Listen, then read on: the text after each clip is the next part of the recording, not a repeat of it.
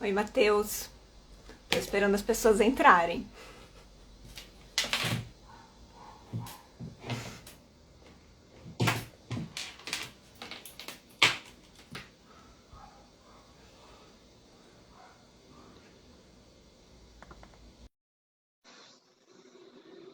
Gente, peraí, deixa eu botar aqui.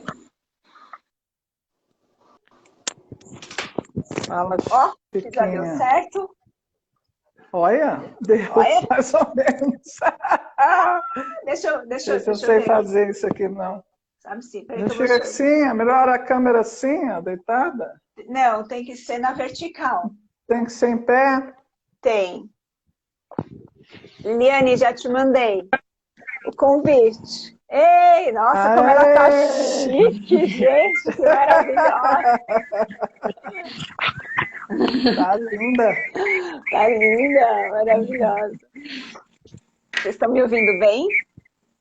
Sim, eu tô ouvindo super bem. Eu acho que Obrigada. tá dando Sim. retorno, acho que com áudio. Tem fone, Liliane? Não, eu tô sem fone. Você acha que dá pra levar assim ou melhor colocar? Porque a gente vai, como fica com um pouco de delay, a gente vai ficar se ouvindo falar um pouco. Vamos tentar, por exemplo, Tá. eu estou me ouvindo falar. Então eu vou sair e eu vou voltar. Tá bom. Tá bom, até já. Enquanto isso, eu e a Chica ficamos aqui entretendo as pessoas, contando piada. Olha, bom, bom, acho que a gente pode falar um pouquinho sobre o que vai ser a live, né? Para quem está Sim. entrando agora. Essa é uma atividade do espetáculo Cartas da Prisão, onde a gente está abordando a temática dos relacionamentos abusivos. A gente vai ter como convidada a doutora Liliane, que é psicóloga, especialista nessas causas feministas e em relacionamento abusivo, autora recente do livro Os Sintomas do Amor, os sintomas e hematomas do amor, e a gente vai abordar nessa live as questões do relacionamento abusivo, mas também falando sobre um prisma do comportamental. O porquê que a gente às vezes se mantém dentro dessas relações, né? O que está por trás das questões comportamentais, e acho que isso vai fazer bastante diferença para a gente ter um todo. Quer falar um pouco, Nana? Deixa eu ver se ela já voltou.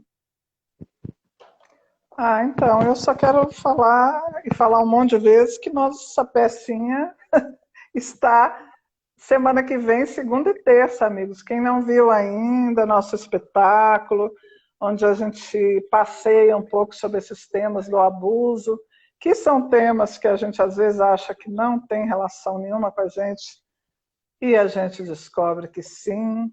Então, eu queria aproveitar aqui enquanto ela não entra para lembrar que a nossa peça tem mais semana que vem, segunda e terça, Às às 20 20 horas. horas, no canal do Né? Projeto A Meia Luz, pelo YouTube, gratuito. Avisa as pessoas. Deixa eu ver quem está aqui. Uhum. Robson Emílio, Ei, querido. Ei, Robson! Robson está aqui. Ellen já está aqui pronta para condições de Ellen. Vai anotando as perguntas. Ajuda nós aqui. Paulo É, Barcelos, queridos. O Matheus também nossa, está aqui.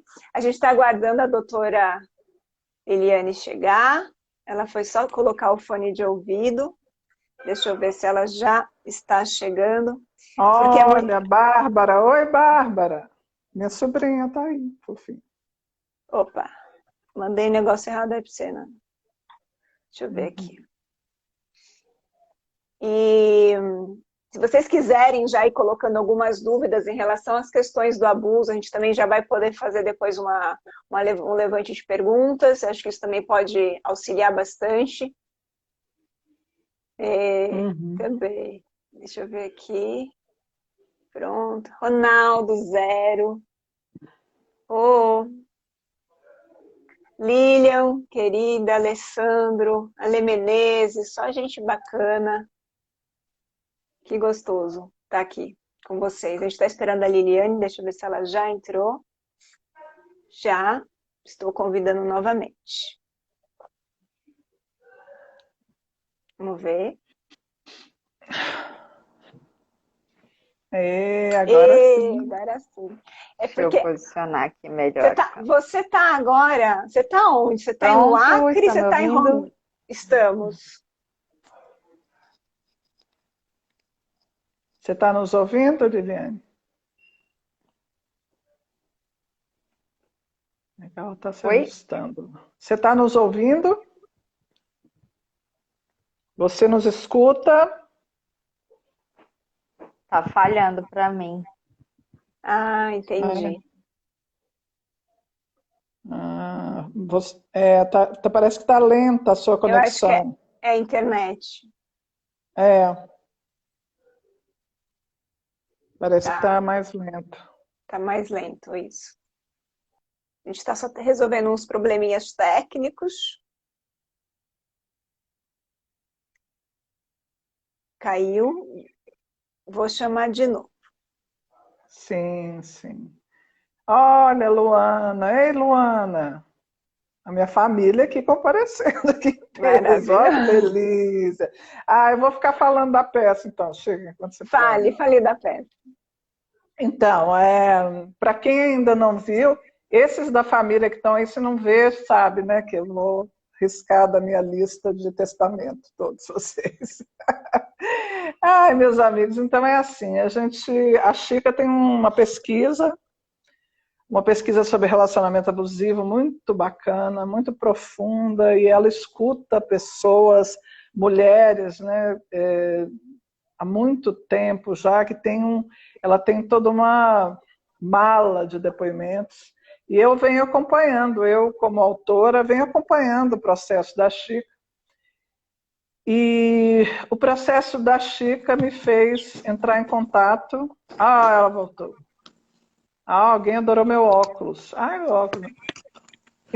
E aí a gente resolveu. Eu entrei em contato com esse tema e percebi o quanto eu tive relações abusivas na minha vida, né?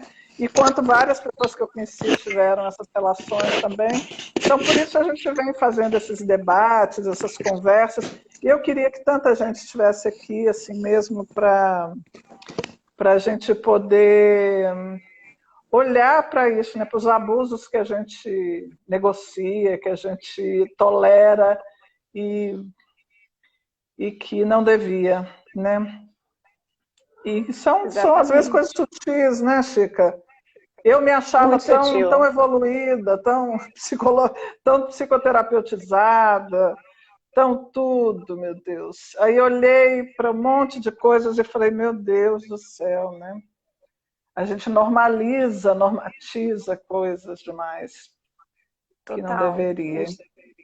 Ainda principalmente a questão do abuso psicológico, abuso emocional, que a gente acaba vivenciando, porque a sociedade vai fazendo, isso é normal, isso é normal. E quando você vê, você está cada vez mais enfraquecida e achando que aquilo continua normal. E a questão é que você repete esse padrão, né? Você vai repetindo esse padrão para os teus filhos e você às vezes também vai passando isso de outras formas nas suas outras relações. A Liliane está perguntando se só dela que está falhando. Vocês estão ouvindo bem, eu e a Nana, pessoal?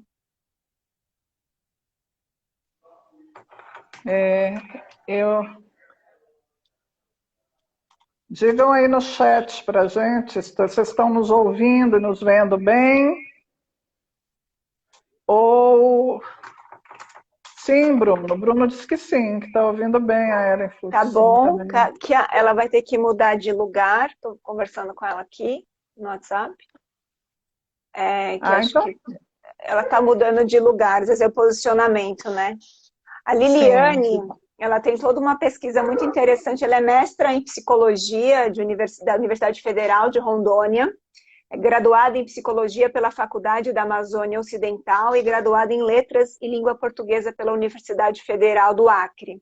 E atualmente ela é professora do Magistério Superior do curso de Psicologia na Universidade Federal do Acre e membro do Laboratório de Estudos e Pesquisas Feministas em Saúde Mental, Cultura e Psicanálise. E o objetivo, então, ela escreveu esse livro, que se chama Os Sintomas e os Hematomas do Amor, E dentro dessa pesquisa a gente falou, nossa, vamos abordar o relacionamento abusivo, além da questão do que a gente está acostumado a ouvir, o que é abuso, o que não é abuso, né, onde a gente só projeta, mas onde que está em nós, muitas vezes, uma determinada causa, né? Onde que a gente acaba reproduzindo alguns padrões e levando isso para as outras relações, porque é muito comum quem está numa relação abusiva, sai da relação abusiva por um tempo, e quando ela vai para um outro relacionamento, ela acaba novamente vivendo uma outra relação abusiva. Então, quanto que está nesses padrões nossos, né? E a gente então quer saber e conversar com a Liliane sobre isso, onde que dentro do comportamento, onde da questão da psicanálise se explica isso também, né? Para a gente não ficar, é claro, muito cuidado, né? Porque a vítima é a vítima, mas onde que em nós existe algum lugar, né? Acho que um pouco da peça até fala isso, né? Dessa questão da dor, né? Que é tão importante que a gente às vezes acaba se apegando e se encontrando num lugar confortável, mesmo numa situação tão desgastante, né? Eu tenho para mim, Chica, porque eu sempre fiz muita terapia, sou adepta da terapia, do autoconhecimento, que é aquela coisa que o Jung fala, que se você não conhece as motivações inconscientes, você acaba chamando ela de destino, né? Que é assim mesmo, e elas passam a mover a sua vida. Então, a gente precisa entender o que a gente tem. Quando você entende a sua participação, a sua responsabilidade, você também entende a sua possibilidade de mudar aquilo, né? Está na sua mão, porque se você é a vítima, o cara ou a mulher, né, abusiva, entrou na sua vida e você é um coitado de uma vítima, então você está à mercê daquela história, né?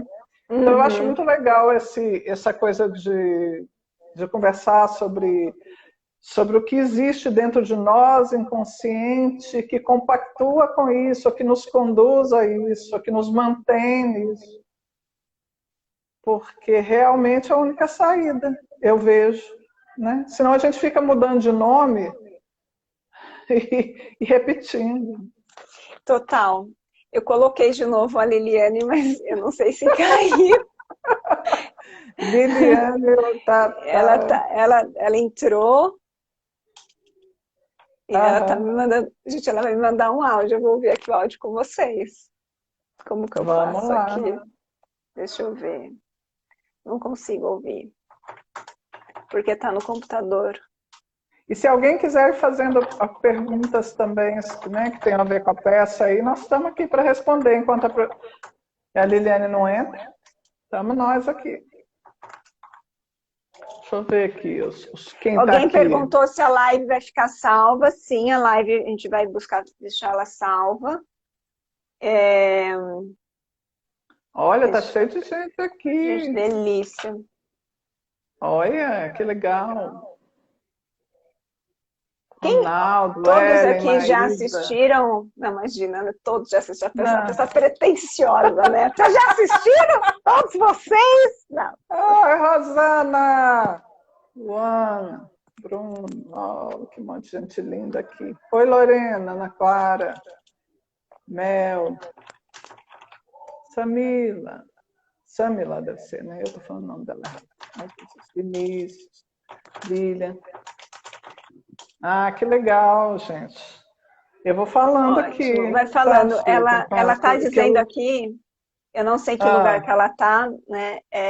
Ela respondeu aqui que ela vai precisar trocar de internet, então ela vai precisar de alguns minutinhos para fazer isso. Então ela falou, perdão, eu já volto. Tá bom. E nós vamos conversando enquanto isso aqui. Vamos falando. Então, alguém que assistiu o espetáculo gostaria de falar um pouco, que a gente pode também já ir abordando alguns assuntos antes da Liliane chegar? A Lilian falou que assistiu e que amou. Obrigada, Lilian. Quem mais que assistiu aí achou pesado, achou duro? A gente tem ouvido isso das pessoas que saem, ficam dormindo com aquilo, mastigando aquilo, que não sai do espetáculo assim e desliga. Como surgiu a ideia, Ellen, da peça? Chica, com você, né, eu acho. A gente... eu tenho uma pesquisa sobre relacionamento abusivo desde 2018, onde eu comecei a colher depoimentos de mulheres que passaram por situação de violência. E aí eu acabei fazendo uma plataforma de entrevistas e eu consegui entrevistar mais de 100 mulheres desde então, de 2018 até agora, em 2021, de várias regiões do país, e tentando entender, né, quais são os traços característicos das histórias. Isso acaba sendo muito comum. Então você falou, são mulheres em várias regiões, mas sim parece que a história é a mesma, tem uma cartilha.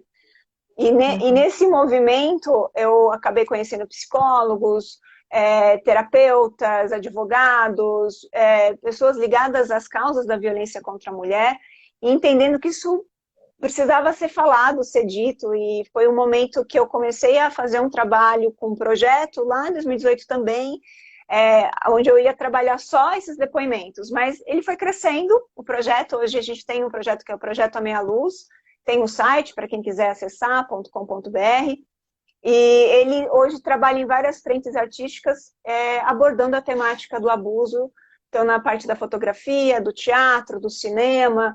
E o Cartas da Prisão veio de uma pesquisa que a gente estava conversando, eu e a Nana, um pouco mais, a gente fala que advanced, né? Que a gente estava falando já sobre a questão do narcisista perverso, que é uma outra, assim, a gente fala que todo narcisista é um abusador, mas nem todo abusador é um narcisista perverso, né?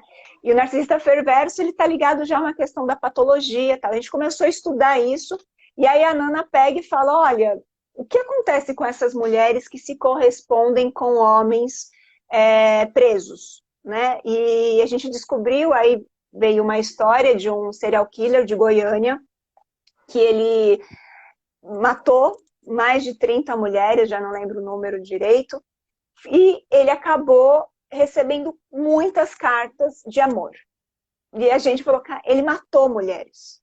Ele matou mulheres, ele recebe cartas de amor. Como é que é isso? Cartas de amor de mulheres. E quando ele foi para uma entrevista, né, ele é um rapaz bonito. E acho que entrou uma questão de uma romantização. E a gente falou, vamos investigar isso.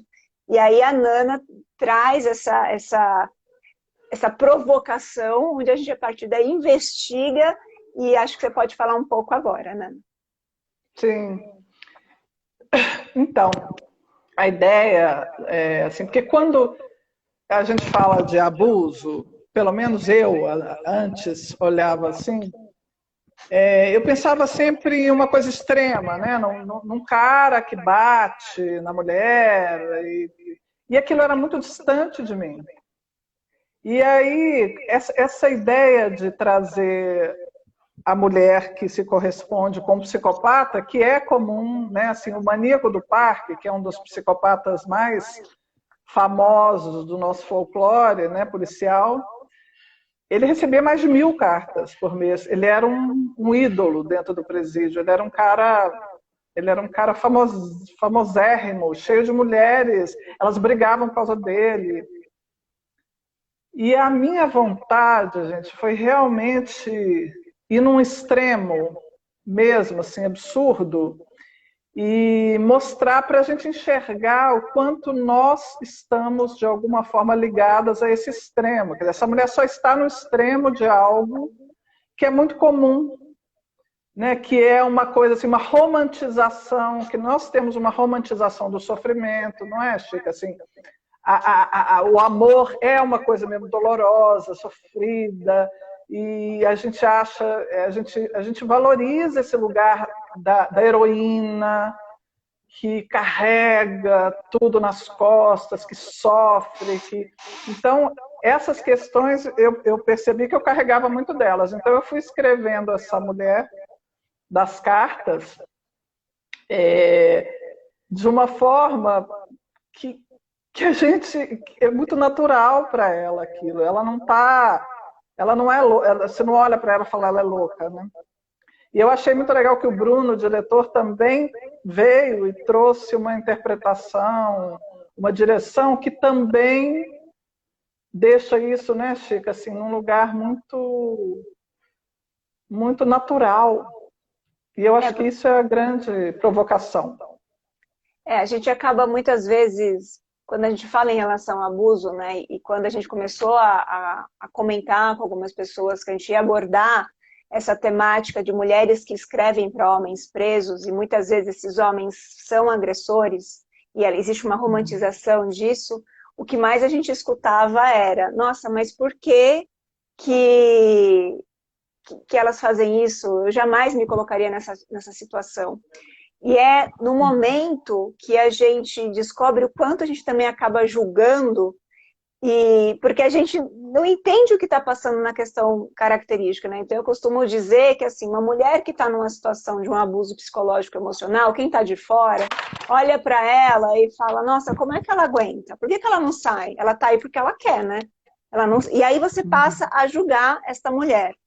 Aí eu falo, bota um pouco mais de tinta. Aí essa mulher que está no relacionamento abusivo, mas é sutil e velado, ela vê uma outra que está vivendo já uma relação um pouco mais acentuada, onde existe agressão física. Essa diz, eu não sei como é que essa mulher aguenta, porque ela não se identifica que ela também está vivendo um abuso.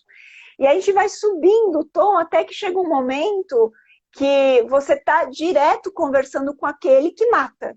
Né? É aquele que acaba sendo um perverso, que acaba tendo uma conexão com essa morte, tanto simbólica, né, quanto real. E a gente fala assim, bota tinta, porque enquanto a gente se coloca no lugar que isso não acontece comigo, não existe, gente. Uma mulher, né? Vocês podem conversar, saindo dessa live, vou conversar com uma amiga de vocês, façam esse exercício, homens que estão assistindo, fala assim, escuta, você já viveu alguma relação de abuso? Você pode ter certeza que você vai ouvir muitas histórias. Então, a gente tem isso, é muito comum a relação do abuso em relação à nossa sociedade, que acaba sendo cada vez mais tolerante com isso, né? E de uma forma geral, né? Alguém aqui perguntou também sobre a escolha dos personagens que a gente colocou lá, né? A gente fez, primeiro, a Chica tem essa pesquisa grande que eu fui estudar, ouvir. Aí a gente foi em alguns livros também que falam, são livros, tem muito livro de cartas que essas mulheres trocaram com esses homens presos e alguns psicopatas, que a gente também foi beber ali. Tem uma cena que é a mulher passando pela... Como é que chama isso, Chica? Ela vai passando pelas etapas até entrar no presídio, né? Pela revista. É pela revista. Aquilo é um texto de uma mulher, que eu achei assim, genial, trouxe o texto, né? E as personagens a gente vai ter desde a sua mãe, né? Eu falo que a minha mãe, dependendo da sua idade, a sua mãe, possivelmente, que não tinha nem tinha essa opção que nós temos muitas vezes, né? As gerações mais velhas aguentaram o abuso com muito mais tolerância, porque culturalmente não podia nem separar. Então tem esse lugar dessa mãe, tem o lugar dessa mulher que sai, né? Porque eu acho que muitas de nós hoje somos isso. A gente sai dessas situações e vira e foge, passa a vida fugindo disso. Tem a mulher que relativiza, que acha que é frescura, que se você apanha, você quer, por que você não abre a porta e sai, né? E vai embora. Então essas personagens a gente foi pincelando na realidade. São mulheres que você vai reconhecer, mulheres que estão aí no seu entorno, né? O tempo inteiro, né? Tanto a vítima e o quanto a sociedade, né? Quanto a essa questão do patriarcado, do machismo, a gente já falou sobre isso muitas vezes. Às vezes, nós somos machistas, né? Na última live, a gente vai se desconstruindo, mas o quanto de nós ainda existe, a gente nem percebe, né? Da mesma questão, porque é estrutural. Né? Então, tudo que é estrutural, você às vezes se depara com esta abordagem, com uma ação, e quando você vê, você está agindo dessa forma também. Né? Você está reclamando daquilo, mas você também às vezes acaba agindo. Às vezes, a gente já falou, né, Nana, quantas vezes a gente também pode ser a abusiva da situação, não é? E até porque, uma coisa que eu aprendi aí nesses estudos, é que essa relação também acaba te transformando, né, num abusador. Quando você tem uma relação abusiva, você acaba entrando num jogo, né, de desamor, de agressão, que é complicado mesmo. Mas a Bárbara está assim, perguntando qual carta marcou mais vocês. Nossa, Bárbara, eu vou te contar que eu tive dificuldade de ler aquele livro, porque a gente pegou um livro que é um jornalista que vai fazer essa pesquisa e coleta essas cartas, e aí eu fui lendo as cartas que o maníaco do parque recebia, porque ele chegou a casar com uma delas. Então, assim, eu vou te ser muito sincera, essas cartas delas era difícil para mim ler, porque você lê uma coisa super natural, ela está conversando é uma carta que você escreveria para um namorado seu.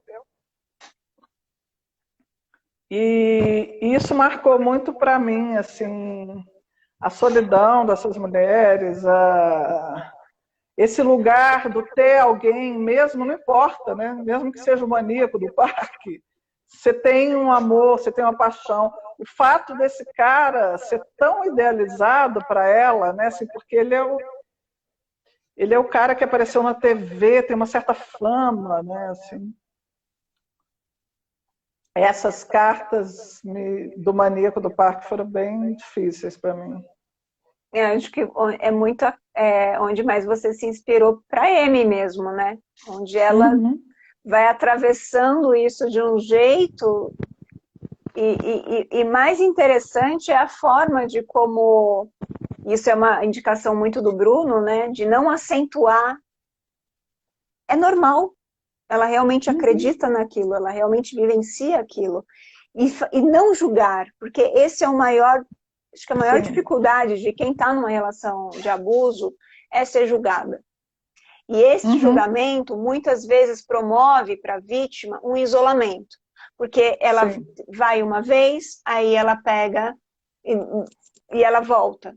Aí a pessoa fala, mas você voltou? Ah, mas ele mudou, ou ela mudou.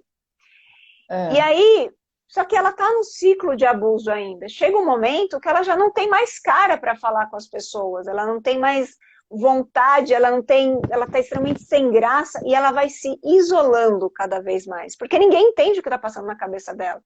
E é isso que a gente está aguardando muito a Liliane chegar para ela explicar para a gente que lugar é esse? Que lugar é esse? Que é a questão do que a questão psicológica, né, e a psicanálise explica, né, sobre por que a gente se mantém, né? Teve um outro livro que a gente leu que chama Mulheres que Amam Demais, e esse livro a gente lia e a gente quase como é que a gente quase, quando a gente vai ticando tudo, gabaritava. A gente gabaritava. Lá tem um teste, meninas e meninos. Você tem lá a autora, que é um livro escrito há muito tempo, com uma pesquisa gigantesca que ela fez sobre relações abusivas. E aí ela te dá aquela coisa bem americana, né, Chico? Ela te dá um questionário para saber se você está vivendo. E aí você vai ticando lá, dependendo do tanto de sim que você deu. Você fala, ai meu Deus. E ela fala numa questão dos vícios, né? Que eu acho que é legal a gente abordar aqui enquanto a Liliane chega, porque depois a gente pode jogar isso para ela também, né? Sim. E ela falava, né, que geralmente as mulheres que estão em relações, homens e mulheres passam por relações abusivas, né? E o que acontece é que existe uma questão maior, né? E é fato, inclusive histórico, que as mulheres sofrem mais. Ou seja, o número é maior, mas o abuso é do ser humano, né? Só que a gente existe numa sociedade patriarcal, a Liliane falou assim, agora vai. Tô vendo aqui, agora vai. Que bom. Mas existe uma questão patriarcal que nos faz, é isso que eu também acho que a Liliane vai poder trazer como questão histórica, o quanto isso nos aflige. E ela fala dessas mulheres que geralmente tinham pais, né, ou mães alcoólatras, e era um vício. E ela acabava cuidando desses pais, dessa mãe, e ela descobriu que o amor é cuidado, mas só cuidado, não as pessoas cuidam dela, só ela cuida. E ela se vicia nessa dor.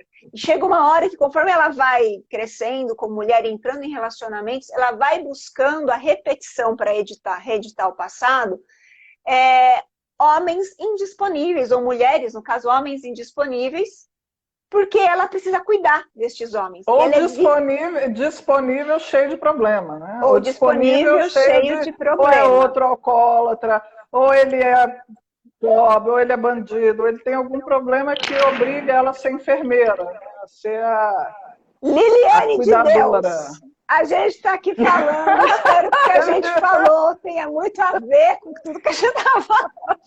Espero que a gente não tenha falado bobagem. Bobagem. Quem está aqui com a gente até agora, firme e forte, você vai... Era a Liliane, o que essas duas? Tá aí, que era a Liliane. Mas estamos aqui. A gente estava abordando a questão dos vícios comportamentais dessas mulheres que estão em situação de violência e às vezes sai de um relacionamento e vai para outro. Mas eu vou voltar um pouquinho para quem chegou e quem já estava acompanhando e teve a paciência aqui com a gente. Eu queria perguntar para você, quando a gente começar da lição número 1, né? Quando é que a relação ela se torna abusiva?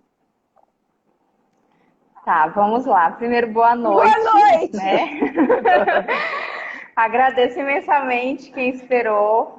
Peço desculpas, né? A gente tentou organizar tudo muito planejadinho e na hora aconteceu esse problema técnico. Acontece. Mas ainda bem que eu consegui voltar, né? E espero que a gente possa ter um bate-papo bem produtivo, né? Quero parabenizar vocês pela peça.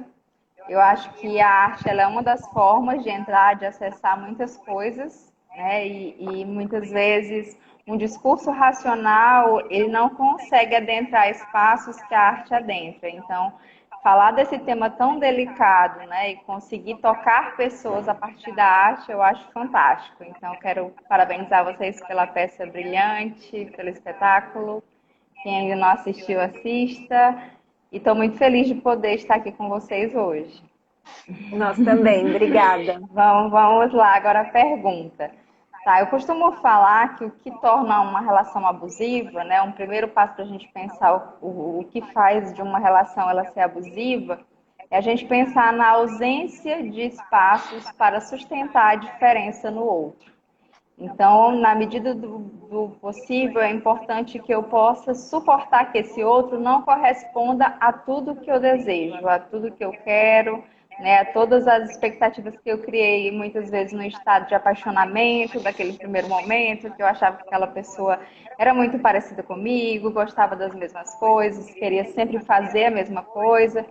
Mas é importante que, com o passar do tempo, né, haja espaço para que essas diferenças possam advir.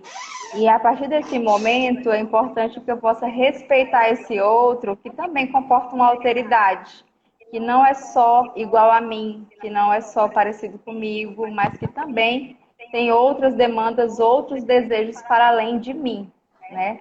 De poder sair desse lugar, de achar que eu preciso ser o centro da vida desse outro, que esse outro não pode ter interesses, não pode ter outras formas de satisfação e felicidade que não sejam ao meu lado. Eu acho que esse é um ponto para a gente pensar aí uma relação abusiva, né? Quando não há espaço para que eu possa manifestar a minha vida de outras formas para além dessa vivência amorosa. Que eu tenho que estar sempre à disposição desse outro, que eu tenha sempre que corresponder ao que esse outro espera de mim. E aí, Liliane, eu queria...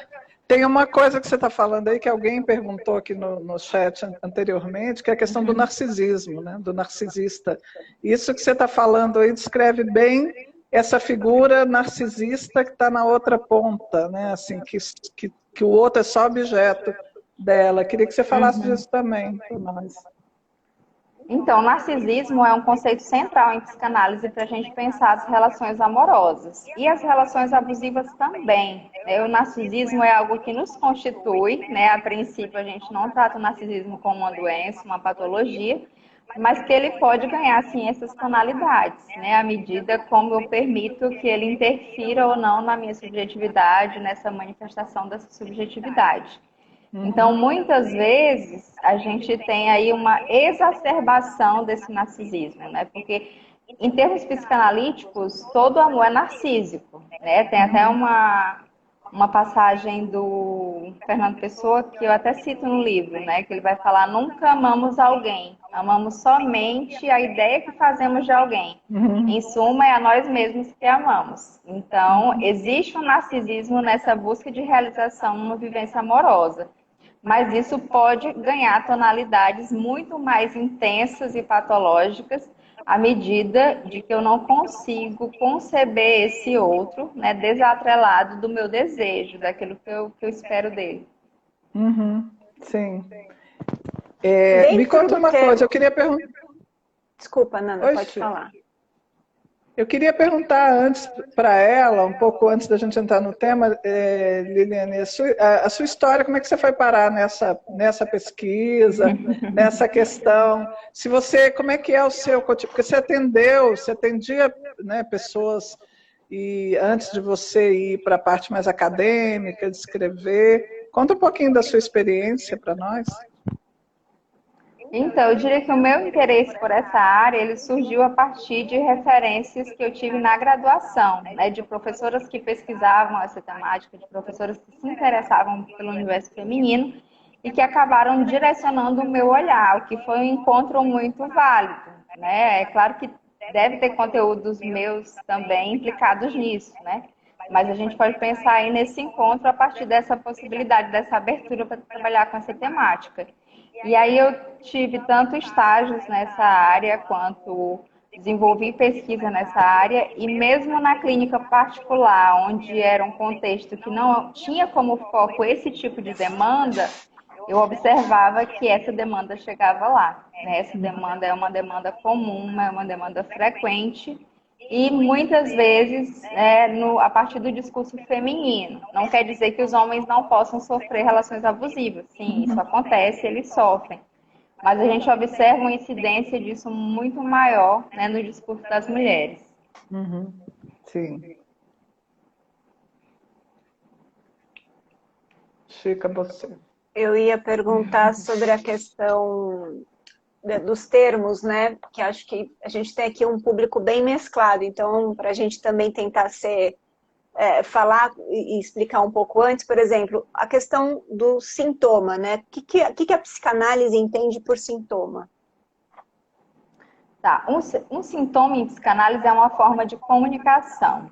Né? A gente pode pensar assim, não necessariamente como algo que está atrelado a uma doença, mas seria uma forma de comunicação que traz uma história, uma narrativa do sujeito, né? De como esse sujeito, diante da falta, da castração, de momentos cruciais da sua vida, se organizou subjetivamente.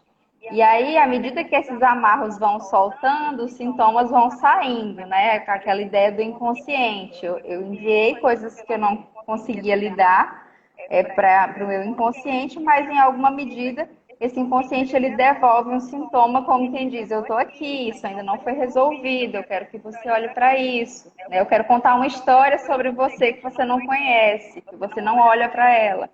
Então, o sintoma ele tem um pouco essa característica de uma forma de comunicação, né, que muitas vezes gera sofrimento, né, gera sofrimento nesse sujeito. Esse sujeito muitas vezes procura atendimento a partir dessa vivência sintomática, e o sintoma não necessariamente está atrelado a uma vivência corporal, por exemplo, ainda que muitas vezes esteja. Mas a gente também pode pensar uma relação amorosa como uma vivência sintomática, né? À medida que ela se repete, que ela traz elementos de um passado não elaborado, que ela gera um sofrimento do qual o sujeito não consegue se desvencilhar. Então, nesses termos, a gente pode pensar o amor também como um sintoma. Então, no caso, a gente pode dizer que aquilo que a pessoa vive, né, no passado, ela viveu uma situação, ela não elaborou aquilo, ela vai reeditar isso nas relações dela, né? É o mais É o comum. mais... Isso é algo que o próprio psiquismo dá conta de fazer, esse movimento, né? Para que você acabe se defrontando com aquilo. E enquanto você não elabora esta situação, você repete na dor, né? Você não está elaborando, você só está repetindo, você só está no processo de repetição. E aí vai para uma pergunta que eu digo, filhos de pais abusivos, que foram abusivos com seus filhos, ou que o pai e a mãe eram abusivos entre eles, repetem isso nas suas relações? E sim, como que isso se dá? Sim, isso é comum acontecer também. Eu não gostaria de colocar como uma regra, porque em psicanálise a gente sempre tem um certo receio de tornar algo universal, né? E no sentido de que toda pessoa que viveria abuso seria um abusador. Mas a literatura vai mostrar que sim, é muito comum que pessoas que foram vítimas de violência e de abuso, elas venham a reproduzir o abuso ou se colocar, muitas vezes, numa repetição a partir de uma identificação com a vítima. Então, não necessariamente essa pessoa ela vai se identificar com o abusador. Ela também pode se identificar com a vítima do abusador e, a partir disso, né, repetir relações a partir desse lugar de vítima mesmo. Assim como ela viu a mãe naquele sofrimento, naquela dor. Inclusive, um dos relatos do livro, que eu chamo a moça de, acho que Diana, ela tem uma história assim. A história dela é marcada por muitas violências, né? Do pai contra a mãe, do pai contra ela. E ela se vê numa relação conjugal agora onde o companheiro é muito similar, né? E, inclusive, ela fala de que o pai teria tentado matá-la quando ela era bebê, assim, pequena, porque chorava muito. E ela compartilha um relato do atual companheiro de que fala desse desejo de matar a filha do casal. Então ela se vê confrontada com essa cena novamente, né? Assim como meu pai um dia quis me matar, esse homem agora quer matar a nossa filha, né? E é algo muito assim chocante, né? Ouvir um relato assim tão similar e tão igual assim de uma história. Agora, Liliane, é interessante também a gente pensar que repete também para resolver, né? Que o sintoma ele vem como uma mensagem, como você falou, né? Para que a gente decifre a esfinge e resolva. E ele continua vindo, né? Vindo, se você não resolver, virá em outras histórias até. Então tem essa característica bacana do inconsciente tentando, né? Eu falo porque é sempre muito pesado, muito duro. A gente olha para essa coisa do abuso sempre pensando em situações extremas e existe uma relação sutil com o abuso, né, na nossa sociedade também. E essa mensagem tem para todos nós, batendo na nossa porta, não é? Assim, para a gente responder. É algo que eu até mencionei na última fala, né? Se você é mulher vivendo no Brasil e não sofreu nenhum tipo de abuso, com certeza sua mãe sofreu. Se a sua mãe não sofreu, com certeza sua avó sofreu. Mas tem uma narrativa familiar que nos reúne, né? Que nos coloca nesse lugar comum, que é algo que a peça traz também. Né? Dessa ideia de que são várias mulheres diferentes, mas em alguma medida elas têm uma narrativa familiar marcada por algum tipo de abuso, que muitas vezes não era visibilizado no passado, né? Provavelmente as nossas avós nem percebiam que aquilo seria um abuso, né? Não. Mas esse exercício de poder, né, sobre o desejo do outro, ele sempre foi uma marca da história das mulheres. Me diz outra coisa, Liliane, que eu acho que é o mais intrigante nisso tudo, porque na peça eu coloquei uma frase que é no fundo do copo de veneno tem sempre um pouquinho de licor, né? Porque é a coisa do prazer que está, por incrível, por mais absurdo que pareça, existe um prazer doentio nesse tipo de relação. Eu queria que você falasse um pouco disso também. É importante a gente pensar num prazer, muitas vezes no sentido inconsciente, né?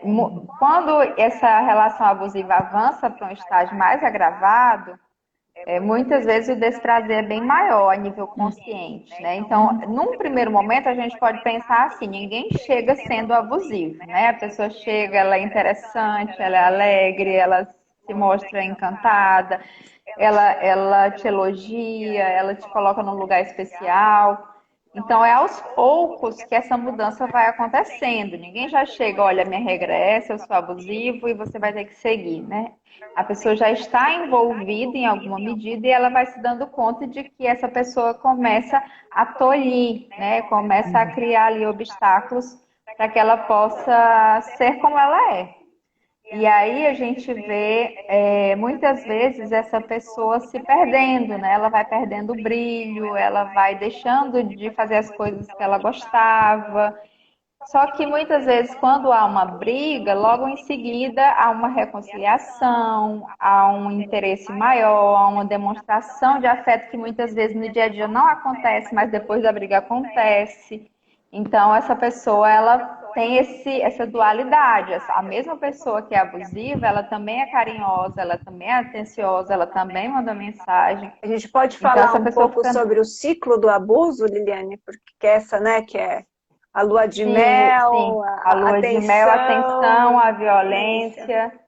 Isso. Então, da mesma forma como ocorre na violência propriamente dita, ocorre também nessas relações onde o abuso é mais sutil, né? Mas essa pessoa ela está lidando com essa dualidade.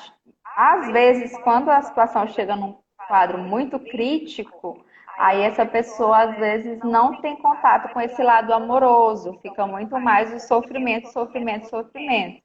Só que a gente pode pensar, quando você colocou, de um prazer a nível inconsciente, a partir de algumas referências, que são várias, e a gente só vai identificar isso a partir de uma escuta qualificada, de uma possibilidade, né, de apanhar algumas palavras que vão dar sentido à história desse sujeito.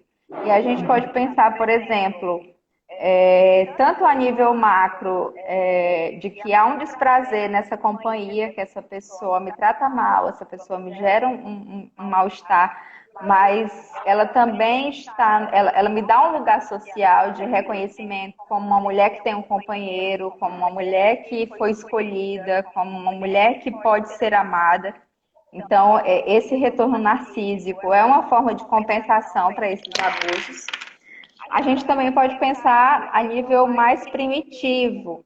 Então, pode ser muitas vezes até que um amor edípico, né, que não pôde se realizar nessa figura desse pai abusador, por exemplo, ela volta na figura desse marido. Né? Eu lembro de uma paciente que ela sempre contava que toda vez que ela sonhava com o esposo, o rosto era do pai. Né? Era o esposo, mas o rosto era do pai. Então, tinha essa dualidade naquela figura, e que é uma figura, a figura paterna é uma figura interditada, né, no primeiro momento, na infância, mas a gente pode pensar numa realização de um desejo a nível inconsciente na vida adulta, né? Ainda que a nível consciente essa pessoa esteja sofrendo muito, né, e ela vá se queixar desse sofrimento, exatamente por não ter acesso a esses emaranhados aí que se ligam na história dela.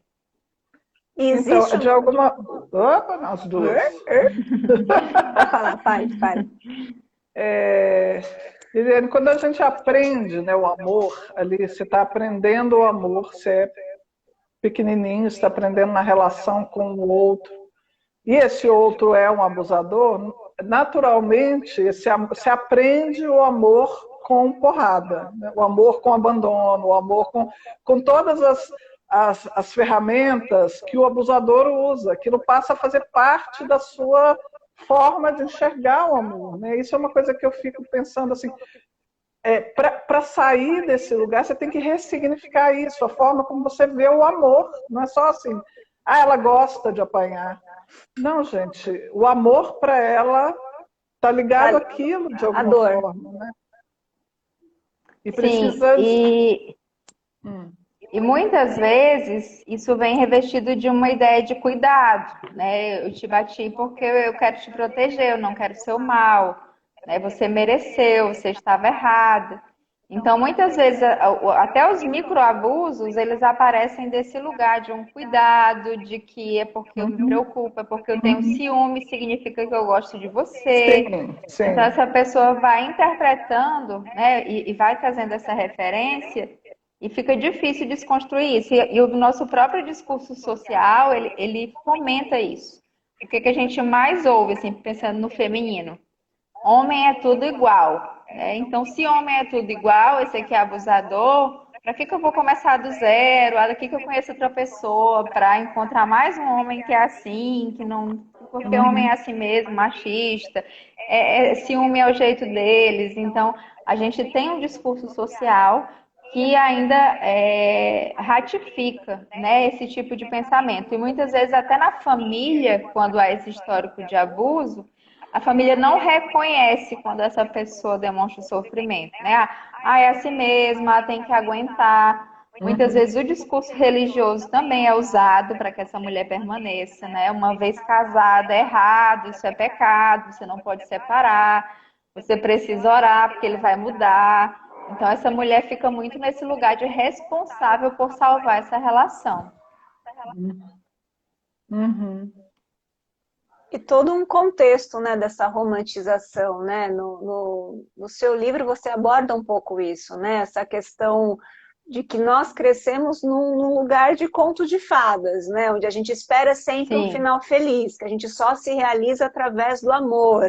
Então as mulheres elas sim. acabam se mantendo muitas vezes em relações tóxicas porque ela precisa, porque socialmente isso acaba fazendo com uma pressão com que ela se mantenha ali, porque só assim ela vai ser realizada, só assim ela vai ser respeitada. Isso que a gente está dentro né, isso aqui, mas dependendo de onde você vai, nos rincões do Brasil e do mundo, né? Mas você acaba vendo isso, isso é não é, Nana? A gente já falou sobre isso, né? De mulheres Uhum. que não vão ficar sozinhas, porque ela é validada a partir de ser casada, de ter um homem. Tem este Ah, lugar total, também, né? gente. Eu na Sim. periferia, inclusive, assim, você ter um homem dentro de casa é segurança financeira, segurança pessoal, é um monte de coisas que a gente, né, que vive, eu, por exemplo, óbvio que eu tenho muito mais possibilidade de escolha do que essa mulher. Sim, e uma mulher, por exemplo, se ela não consegue, né, manter esse parceiro ao lado, muitas vezes ela é apontada como aquela que fracassou, né? Ou de Uhum, repente, se ela não consegue ter nenhum parceiro fixo, ela é apontada como alguém que não tem valor, diferente do aham, homem, né? Ele pode continuar sem parceiro fixo muito tempo, ninguém vai questionar ali o filho. Como assim você não vai ser pai? Né? A idade aham, está chegando, então esses são questionamentos que não chegam para o masculino, né? Mas que a gente acaba sendo interpelado desde a infância, desde as narrativas míticas, contos de fadas. Então a gente sempre tem essa ideia do felizes para sempre. É depois do príncipe que as coisas começam a dar certo, né? Antes dele, a aham. princesa ali tem vários obstáculos, sofre, sofre, mas quando chega o príncipe, as coisas se resolvem. Então fica muito, isso fica muito no nosso imaginário, né? E Eu é queria. importante até a gente pensar, né, Ah, do que a gente tem fornecido enquanto referência para para as as nossas crianças. crianças. Eliane, eu queria trazer uma coisa que tem na peça, que a gente trouxe da pesquisa, e queria que você me dissesse, do ponto de vista psicanalítico, como é que você entende isso. As mulheres, quando elas são presas, pouquíssimos homens se mantêm fiéis e vão lá visitar, ela é abandonada no presídio. Raro ela receber visita. Os homens são presos, eles recebem um monte de carta, fila de mulher querendo casar com ele. Aquela que é casada é fiel, mantém lá. O que existe desse masculino, desse feminino, que coloca a gente em lugares tão extremos, né, diferentes? Então, essa mulher, por exemplo, se ela abandona esse homem, vamos pensar numa mulher casada que o marido foi preso. Se ela abandona esse homem no momento que ele é preso, imagina o tipo de cobrança que ela vai receber da sociedade, da família dela, da sogra, de todos, assim. Como assim no momento que ele mais precisou, você vai abandoná-lo? E muitas vezes isso vem reforçado com aquela ideia que a gente estava falando anteriormente. Uma mulher, para ter valor, tem que ter um homem ao lado, então ela precisa segurar o dela, né? Uhum. Já no caso das mulheres, não, a gente tem uma ideia de que para os homens, quanto mais, melhor, né? Eu não preciso me preocupar. Essa daqui eu não tenho mais, mas tem 10 aqui na fila me esperando. Eu nem preciso ser bonito, né? Ninguém nem. Padrão de beleza masculino, ninguém nem questiona, né? A gente tem uma série de estímulos para pensar um padrão único de beleza feminina, mas o masculino isso é irrelevante. Por quê? Porque ele é necessário. É ele que traz o valor, é ele que traz a segurança, é ele que traz a ideia de um sucesso, de uma estabilidade. Uhum. Então, se ele não tiver uma, vai ter outra, outras vão querer. E aí, Uhum. pensando nessa ideia de várias mulheres em busca, várias mulheres na fila, várias mulheres mandando carta, né, um dos pontos que me faz pensar sobre isso é uma certa fantasia de um objeto exclusivo, né, de algo que está guardado, né? Esse eu sei que ele é meu. Uhum. Ele é diferente dos outros que estão por aí zanzando e podem me trair, podem me deixar, mas esse é meu e ele está guardado, Mas eu não né? vou Ele dar um está. spoiler da peça, mas, gente, não vou falar para quem não assistiu, mas, gente, Sim, não sim, é? Eu às vezes sofro. Esse dia eu falei, olha, eu vou rir dessa parte de novo, eu vou rir, porque eu sofri até agora eu vou rir. Porque é um absurdo, né? Vou instigar nas pessoas a assistirem a peça agora. Ah, é, vão dar uns isso. Não vou contar do que eu estou falando. Teaser.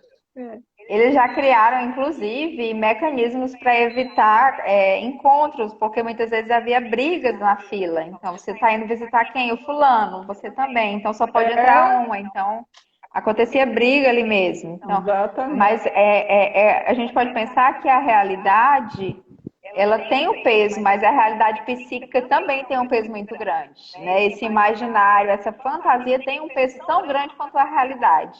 Então, a nível concreto, eu posso até dizer, não, tá, pode até ir outra mulher lá visitá-lo. Mas a nível de fantasia, que tem um peso tão grande quanto a realidade, ele é só meu. Sim. E tem isso também nessa relação das mulheres com o homem encarcerado, o abusivo encarcerado, né? Porque assim, ele está preso. É muito louco. Isso foi uma das coisas que eu li também, sei lá, em alguma pesquisa dessas, e que eu achei chocante, que essa mulher que tende à relação abusiva, ao homem abusivo, o fato dela conseguir um que está preso é uma vantagem, porque ele está preso, ele está Ele não sob vai bater controle, nela. ele está cercado, é melhor do que achar um solto, né? Que seja, porque tem uma segurança para ela nisso, ela pode exercitar esse amor dela, essa paixão, e essa neurose de cuidar, de ser enfermeira, de ser, né, de ser heroína, que vai salvá-lo, sem correr risco. Sim. Teve uma das reportagens no meio da pesquisa que caiu no meio da gente, não lembro nem se a gente já tinha terminado o texto, mas que ele tentou matar a mulher, tipo, com tiro, não conseguiu e ele estava sendo julgado. Quando falou, você vai ser preso, ela saltou para cima dele e começou a beijar ele. E ela beijava esse homem e a gente falou, como assim? Como assim? Né? Ele tentou matar você, criatura, mas é aquilo, é um processo de codependência muito grande, né? E de todos desse emaranhado complexo desses sintomas que estão ali, das reproduções da história da vítima, que está ali naquela relação, né? Aquilo é tão representativo e que acaba muitas vezes a mulher que está passando por uma determinada situação de abuso, da violência, que aquilo que a gente estava falando, a gente falou um pouquinho antes de você entrar, Liliane, que ela acaba sendo julgada, né, enfim, pela família, por que você se mantém? Ah, você gosta de apanhar, você gosta de viver nessa relação. E ela vai cada vez mais promovendo o isolamento a ponto de que ela está errada. Ela se sabe que ela se sente errada, né? E ela não sai, ela não consegue elaborar, pelo contrário, ela vai mantendo aquele processo de culpa, de vitimização, né? E numa situação dessa. A gente pode pensar também que muitas vezes essa é a única referência de afeto que essa pessoa tem. Porque esse cara que atirou, Ele pode ter sido a única pessoa que disse que amava, a única pessoa que em algum momento se importou, a única pessoa que fez algum tipo de sacrifício para ela. Então, quando a gente vê, oh, nossa, ele atirou, como assim ela foi abraçá-lo? Mas ele também foi várias outras coisas, né? E é isso que vai gerar toda essa confusão, porque quem está de fora vê isso, o cara tirou. É um absurdo. Mas ela que viveu aquela relação tem uma série de referências e muitas vezes é a única. Muitas vezes ela nunca recebeu afeto de pai, de mãe, de irmão. Aquela é a única referência de afeto que ela tem. E aí, quando ela se vê diante da possibilidade de perder, é como se fosse a morte, né? É como se fosse o fim, é como se não tivesse saída, é como se ela não conseguisse vislumbrar outra vida diferente daquela que ela vive com aquele homem. Tem uma pergunta polêmica aqui que eu acho que a gente pode falar um pouco, que é da Rosana, que ela fala aqui: vocês acham que a mãe do menino Henry, morto supostamente pelo casal, sofria uma relação abusiva? Sei que tá tudo muito à flor da pele, né? Mas a princípio... Vou até beber uma água. Também, tô com a água aqui, eu vou beber também. Vamos beber. Boa! Eu vou deixar a Liliane responder isso aí. Então, eu vou sair como a Glória Pires, né? Eu não tenho elementos para julgar. Não opinar, né?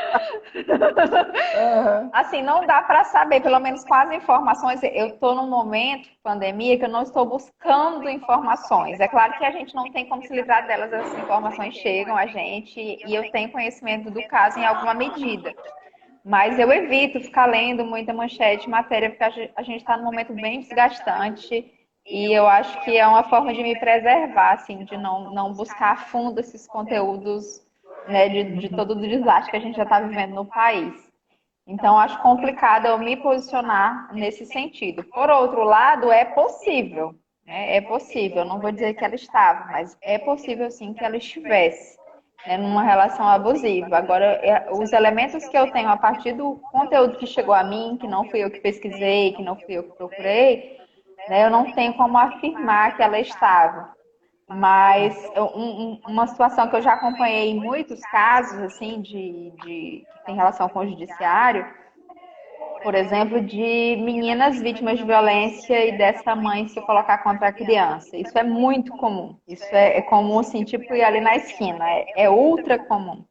Então, da mesma forma como é possível se colocar no lugar desse parceiro e não defender uma criança que é vítima de abuso, também é possível se colocar no lugar do parceiro, né, e não defender essa criança vítima de uma violência do tipo que ele viveu. Isso é possível, né? Agora eu não tenho elementos para dizer se estava acontecendo deste caso ou não. específico, né? Isso. Mas a mulher que, né, no caso, uma mãe, vamos falar aqui dos casos que você já vivenciou, já presenciou em clínica. E ela está vivendo um relacionamento abusivo com o marido a ponto de ela subjugar ou ela diminuir a criança, ou ela invalidar a criança para manter este relacionamento. Culpar a criança. Culpar a criança. Colocar a criança como alguém que provocou, alguém que está mentindo porque sempre foi mentirosa. Né? Então, esse discurso de destruir a verdade do discurso da criança é muito comum. Assim, eu poderia dizer que acontece todos os dias no judiciário. Assim. Se você for olhar as audiências, esse discurso vai estar presente. Então, essas meninas elas são revitimizadas pela própria família. Isso é uma forma de negacionismo? É uma forma das pessoas não negar porque ela não consegue lidar com aquela verdade?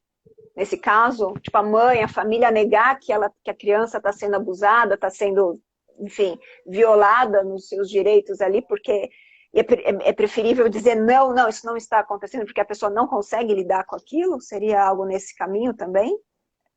Essa é uma possibilidade, né? Eu não posso dizer que todos os casos são isso. Em alguns casos, por exemplo, eu já observei até uma rivalidade, como se a pessoa estivesse lidando com a criança, como se estivesse lidando com a amante, assim.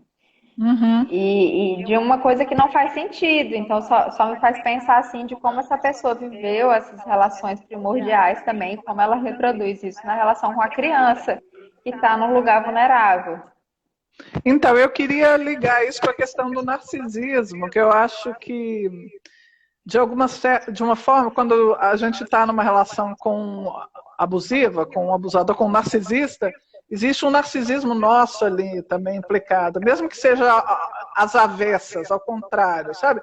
Aquele narcisismo da pessoa que foi abandonada, fica presa no narcisismo porque não teve amor, né? Justamente por isso. Então ficam dois narcisistas, o que bate, o que apanha, mas e aí esse terceiro, que é o filho, ele é um intruso, né? Um invasor, uma coisa. Pode ser por aí, alguma coisa assim também? Também é possível pensar nesse sentido, de que essa pessoa ela está muito mais voltada para o seu bem-estar, para a sua satisfação, né? E esse outro, ele vem reavivar uma fantasia de uma triangulação, né? Que muitas vezes aquele casal não estava preparado, né? Porque existe também essa ideia de que casou, tem que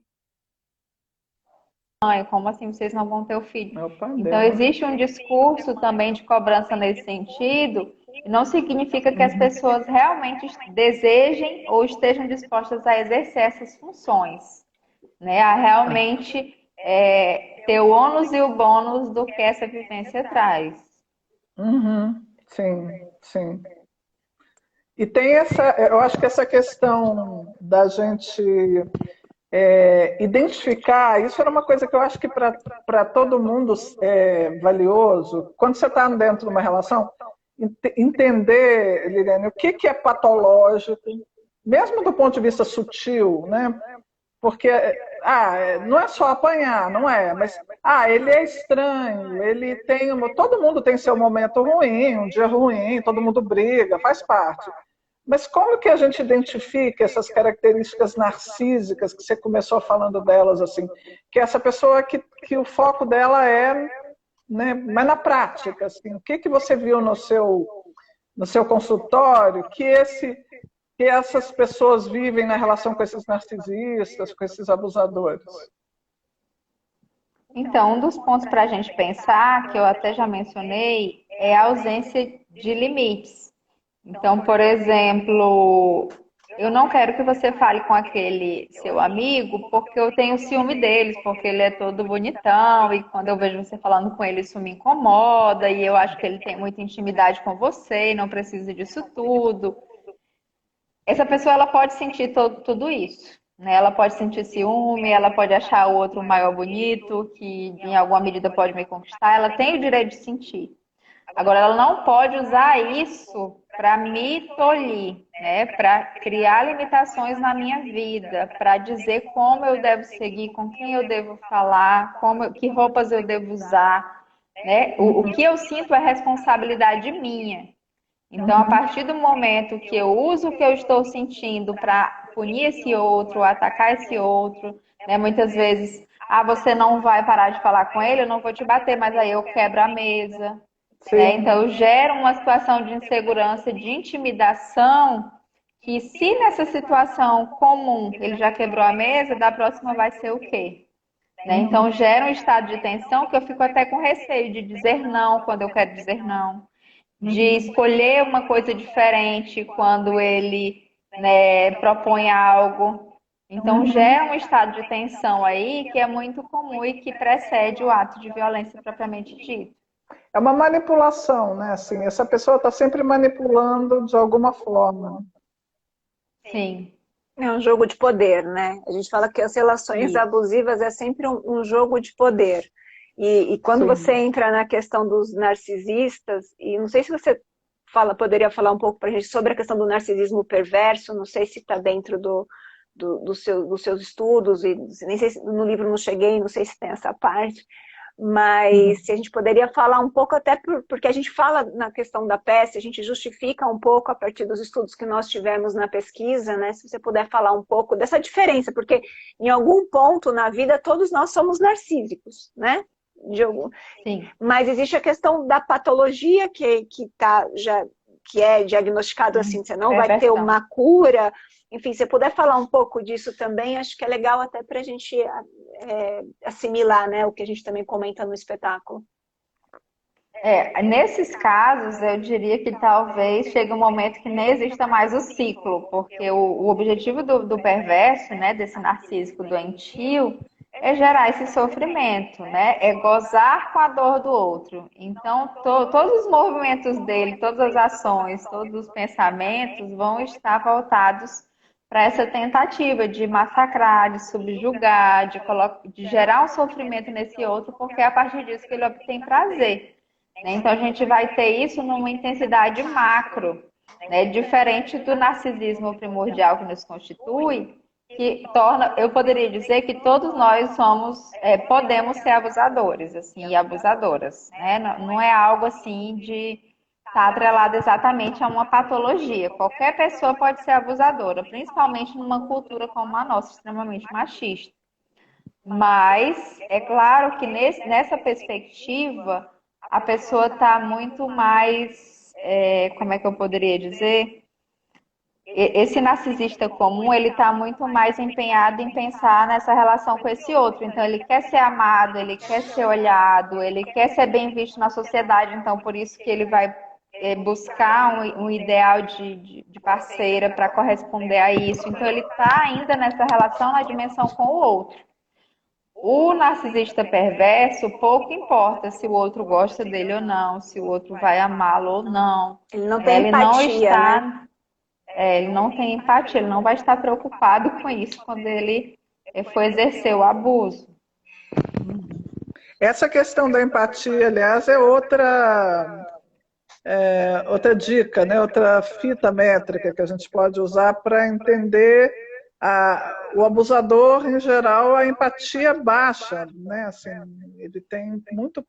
E isso deve ser uma coisa cotidiana, não é só no momento em que ele está abusando. Se você observar ele de uma forma geral, você vai ver uma baixa empatia, não é assim? Sim, ele não vai estar preocupado com a dor desse outro. Né? Esse outro vai sofrer e vai ser visto como alguém que não toca, né? Que não tem nada a ver com ele não tem nada a ver com aquilo. É uma questão de suplemento, né? O narcisista perverso, ele utiliza do outro como um suplemento vital, independente se o outro está dando amor ou se o outro está dando ódio. Ele precisa desse suplemento, né? Ele se alimenta com isso, né? Por isso que geralmente um narcisista perverso, ele vai ter várias fontes de suplemento, né? E aí ele termina com uma, já começa com outra, mas sem largar essa, na verdade, né? Porque em algum momento ele vai e ele suga de volta para essa relação, né?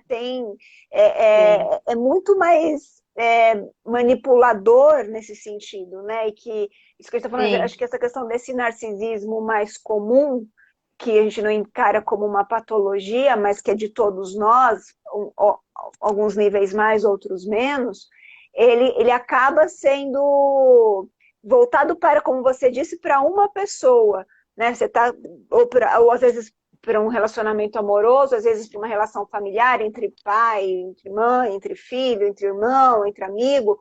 E esse como narcisista perverso, ele é aberto para... E ele geralmente é visto como uma boa pessoa, né? Ele geralmente ele é forte assim no nosso imaginário cultural, essa ideia do perverso. Tem uma pergunta... que tem tudo a ver com a peça, né? Porque a coisa do maníaco do parque, por incrível que pareça, ele é um mega perverso, mas é um mega sedutor.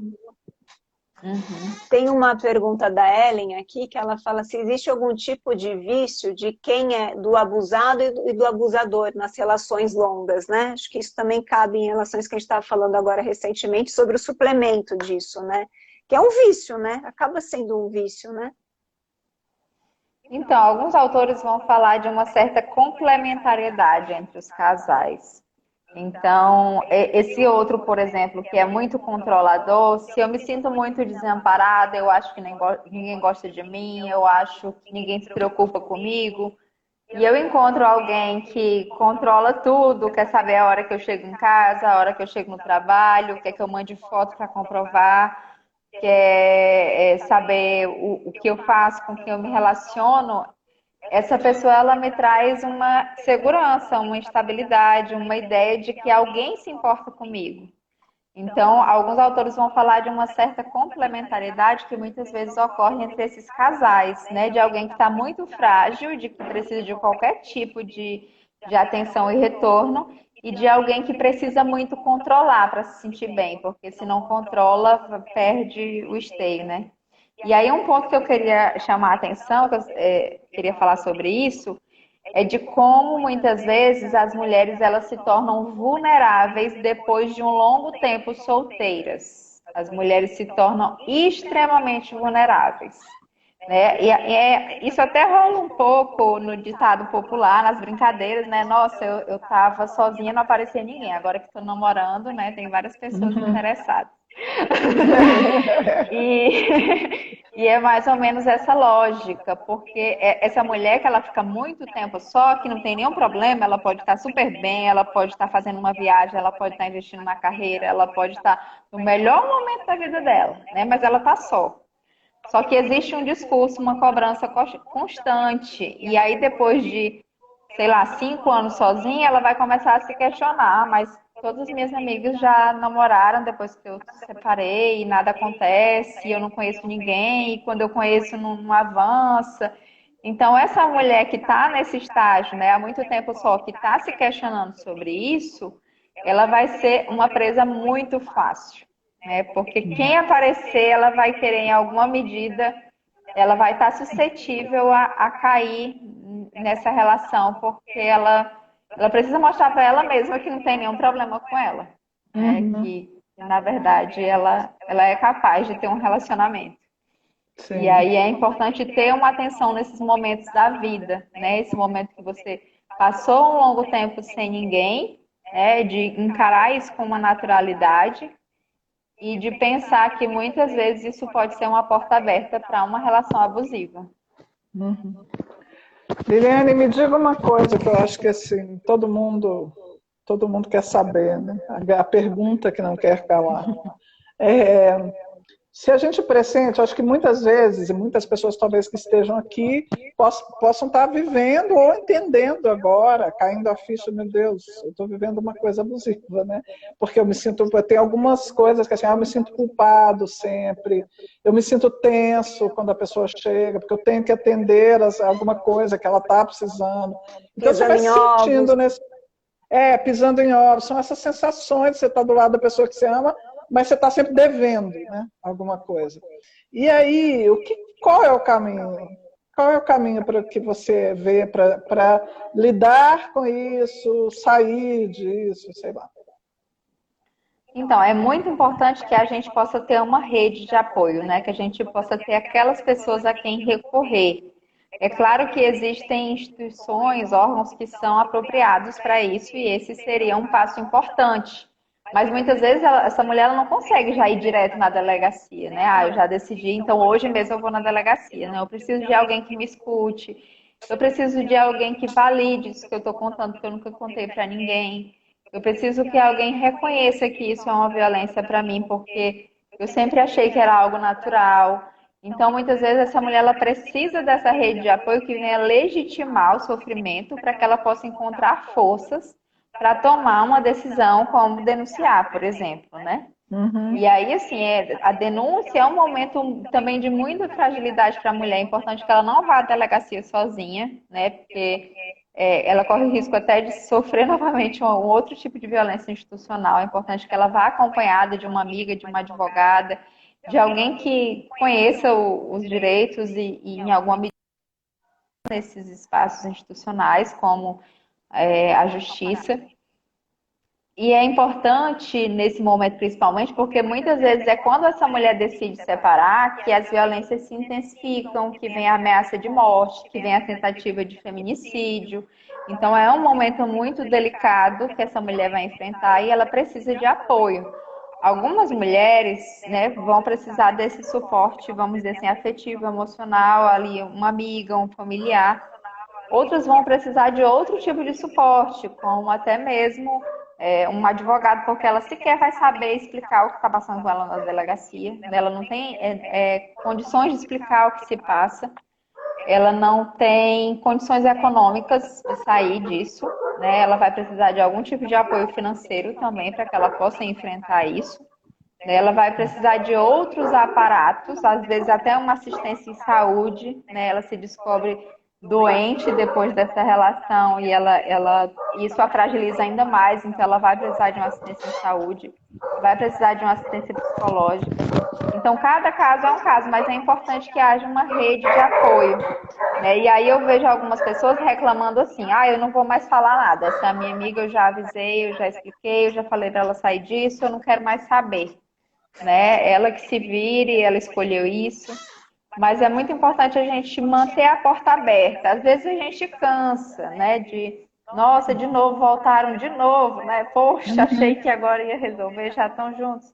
Mas é importante deixar a porta aberta. Olha, amiga, eu tô triste com essa situação, eu não queria que isso acontecesse, mas se em algum momento, né, você precisar conversar, você precisar compartilhar, eu estou aqui, né? Não fechar a porta e não porque a ideia do abusador é isolar, né? É isolar, é fazer com que ela não tenha amigos, não tenha amigas, não tenha muito contato com a família. Então, se a gente também vai rompendo os vínculos, fica muito mais difícil para essa pessoa sair dessa situação.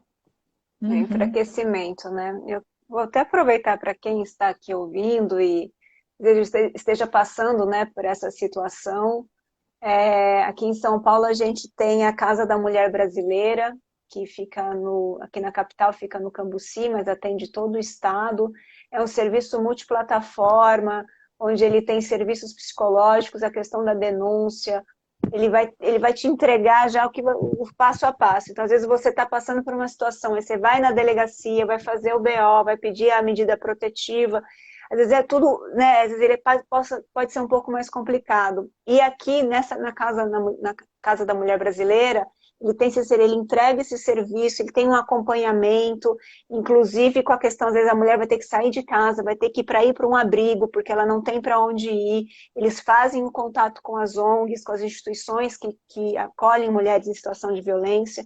Então, às vezes você está escutando, você está passando por uma situação delicada, às vezes você conhece alguém que está passando por uma situação delicada. Acho que é uma forma, como você disse, Liliane, é uma rede de apoio que é muito importante, porque a hora que ela começa a ficar isolada, é a hora que... E aí, quando ela tenta terminar, que é uma das coisas que é onde geralmente acontece mesmo as tragédias, né?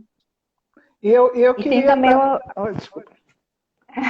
Aproveitando que você mencionou, também tem o número 180, né, que você pode ligar, receber orientação, fazer uma denúncia.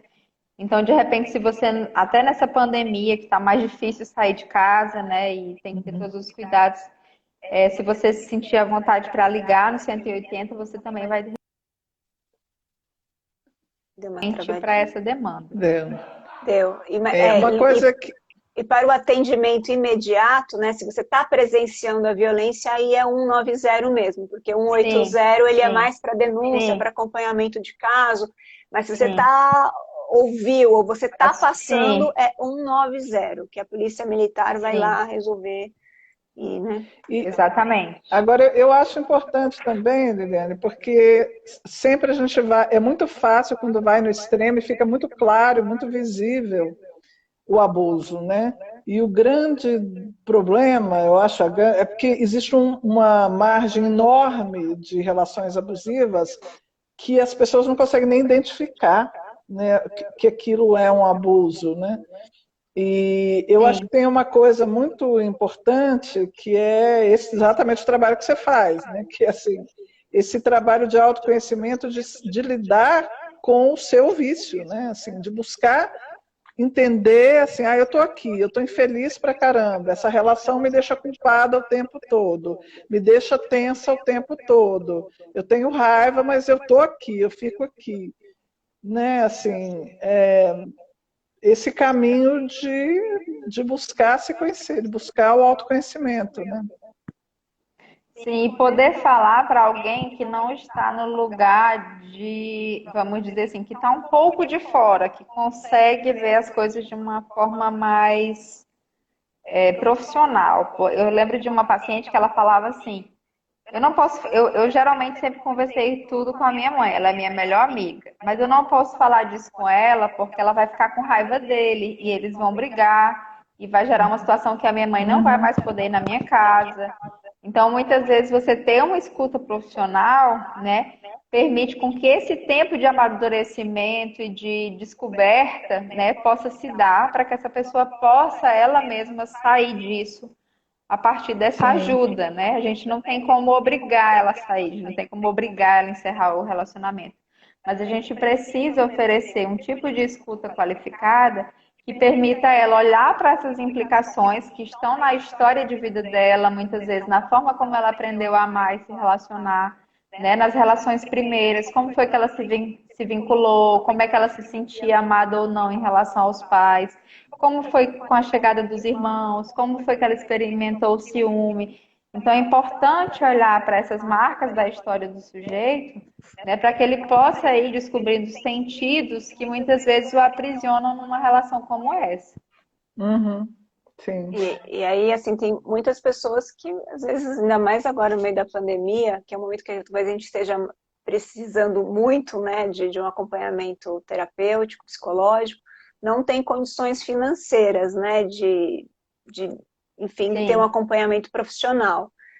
Uhum. Uma das opções aqui, que se você tiver outras também, Liliane, no caso, assim, as faculdades de psicologia têm estágios, né, com o pessoal do último ano, né, e é gratuito, né, sim, que oferecem que um oferece o serviço serviço, gratuito, sim, que e que é que é feito aberto, e todos. agora pode ser online, né, tem sido online, né, é uma forma de você Uhum. também buscar ajuda, porque acho que o autoconhecimento é a maior liberdade que você tem, né? Você de fato sair dessa prisão que você se encontra, né? Na peça, É, você aliás, falou é por isso que a cartas da peça é prisão. Não Cartas é, da não, Prisão. não é da prisão A prisão dele, é a é da dela, prisão é dela. dela. São dela.